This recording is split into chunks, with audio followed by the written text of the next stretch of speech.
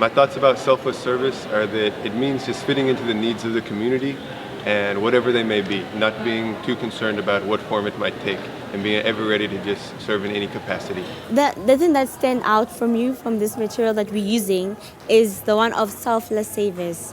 I used to doubt myself and say I'm a shy person, but in the writing they say that you should forget about yourself and don't dwell on your shortcomings. Just think about making your community better. How we understand service and what that means will affect how we make choices. So I really took away from our discussions that we should redefine how we understand service. So it's not something that's separate from the rest of your life. It's an aspect that can really be integrated into every part of your life and can characterize everything that you do. Para mí vivir una vida coherente sería como hemos hablado, la importancia de ver el servicio no solo como un acto de hacer para los demás y todo eso, ya que el servicio en verdad moldea nuestra vida, nuestra forma de ser, actuar, y lo más interesante es que nace de nosotros, es una iniciativa propia, no es obligado, no viene sintiéndose la presión de que deba ser una obligación. I think a lot of youth find living a coherent life so difficult is because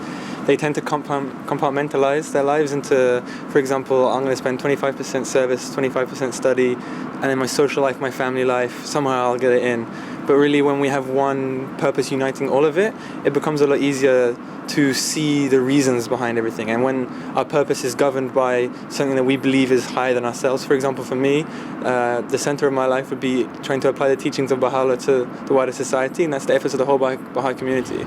The way I'm going to approach service is going to change now, because I used to separate it from like what I do in my everyday life, like it's something completely different, but I think now I can like incorporate it in what I do, and like if we put it at the center of like our everyday lives, it'd be so much easier, and then we get to practice it more and it'll come naturally.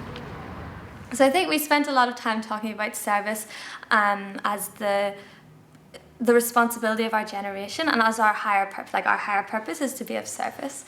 And it was really interesting because I think a difficult thing that comes up when we talk about this is how do we fit this into these busy lives that everyone lives.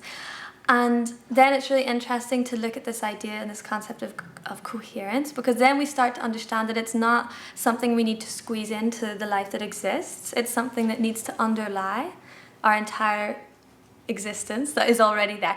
So like a vein running through all the things that we're already involved in. Before the youth conference, I feel a bit nervous about should I go study, working, or service together. But after youth conference, I feel that we can complement together working, study, and service. And we've learned that we need to be coherent in our everyday life, not separating service from work or study or family life. It's not a one-way track. It's not service here, school here, or in my case, motherhood and activities and things that are related to my family life.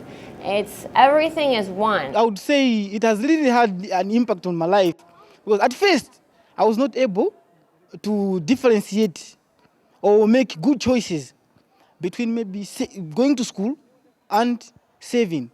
But now I'm able to understand that school and savings would go together.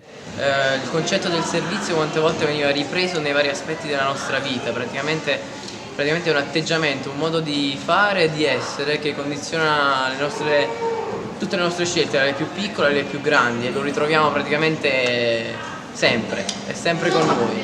È veramente la chiave per il successo, per cambiare questo mondo in un posto migliore.